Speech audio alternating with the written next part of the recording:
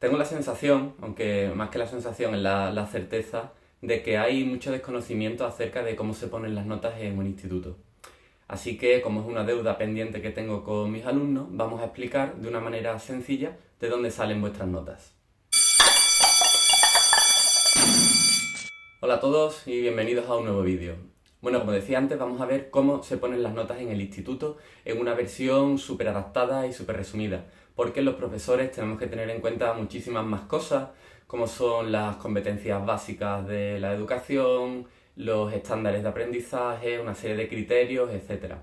Pero para que nos entendamos y para quitar toda esa confusión que hay en torno a las típicas preguntas, ¿no?, que me hacéis en clase. Pero si tengo un 7 y un 3 en los exámenes, me sale un 5, entonces estoy aprobado, ¿no? Bueno, pues no es tan fácil porque hay que tener en cuenta muchísimos otros aspectos y además cada uno de los aspectos va con un porcentaje diferente de peso en la nota final, va ponderado de una manera distinta. Vamos a ver cuáles son, por tanto, todas esas cosas que tenemos en cuenta, cómo se reparten los pesos, ¿no? Si vale más un examen, si valen más unas actividades, etc. Y sobre todo, por favor, tened claro que esto es un resumen muy resumido, que en realidad es todo un poco más complejo, pero lo voy a hacer así para que más o menos lo entendáis. Y por otro lado, que cualquier duda, que podéis acudir a vuestro tutor, al instituto, y allí en las programaciones didácticas de los diferentes departamentos, pues está todo explicado. Bueno, pues vamos al lío. ¿Cómo se ponen las notas en un instituto? Bueno, veamos. En primer lugar, tenemos que tener en cuenta que los profesores solemos usar tanto un cuaderno del profesor en formato papel como en formato electrónico. Hay aplicaciones tanto para iOS como para Android. Yo en mi caso, como uso iPad, utilizo el iDoceo 4, que se la recomienda a todos los compañeros. Y además a mis alumnos en tutoría les digo que hagan una tabla como esta, donde en cada una de las filas van a ir poniendo todos esos aspectos que son evaluados en su calificación.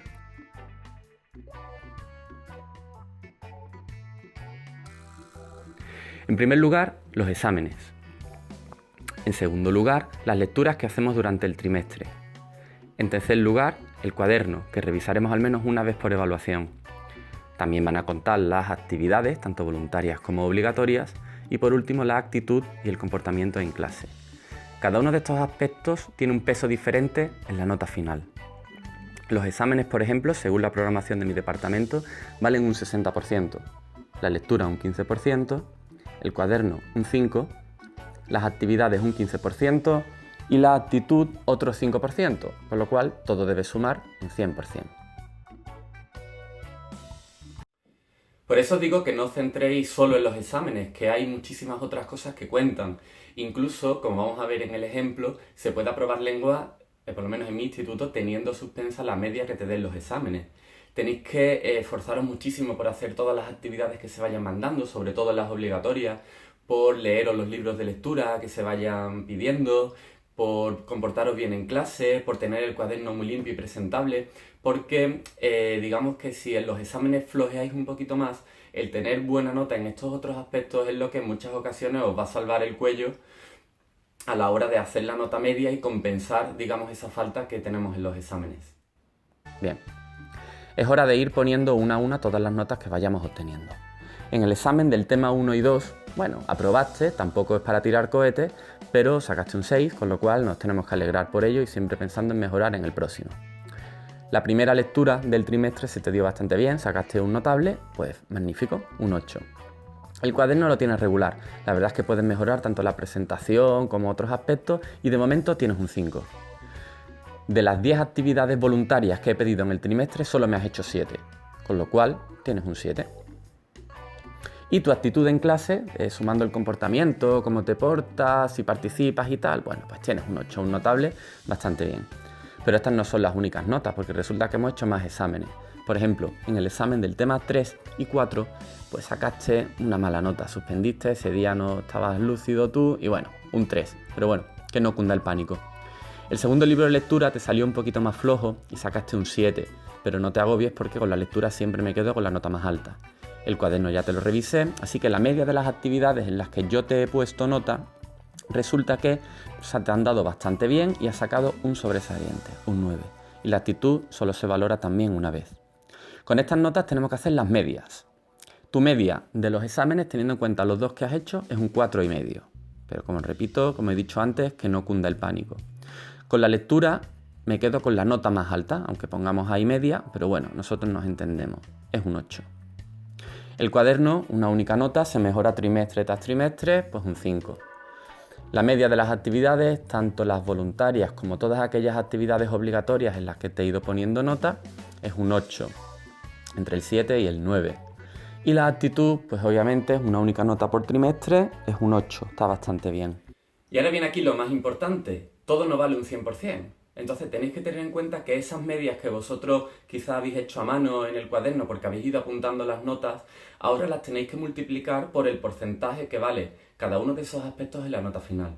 Y eso es lo que casi nunca hacemos.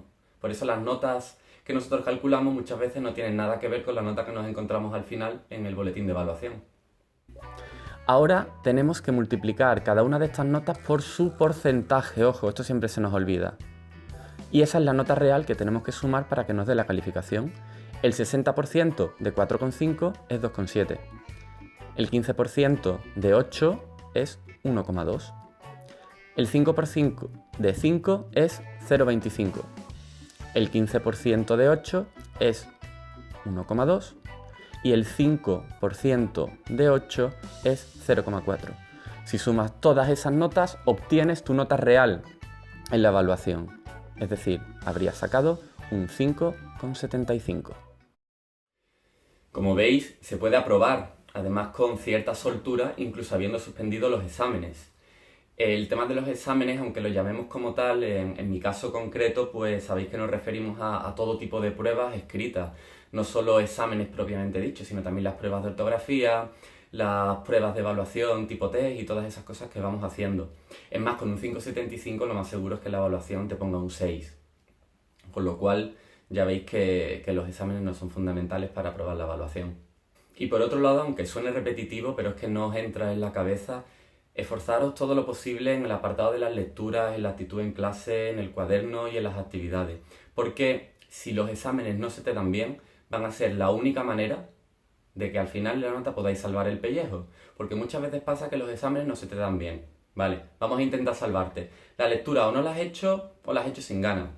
Las actividades resulta que la mitad de los días has venido sin ellas. El cuaderno no es que sea un desastre, pero es que lo podías haber hecho muchísimo mejor.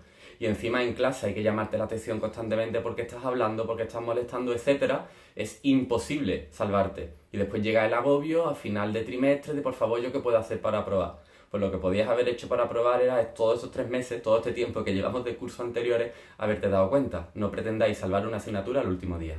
Y nada más, espero que más o menos os haya quedado claro y para la siguiente evaluación pues tengáis de verdad en cuenta cómo ponemos las notas en los institutos. Hasta pronto.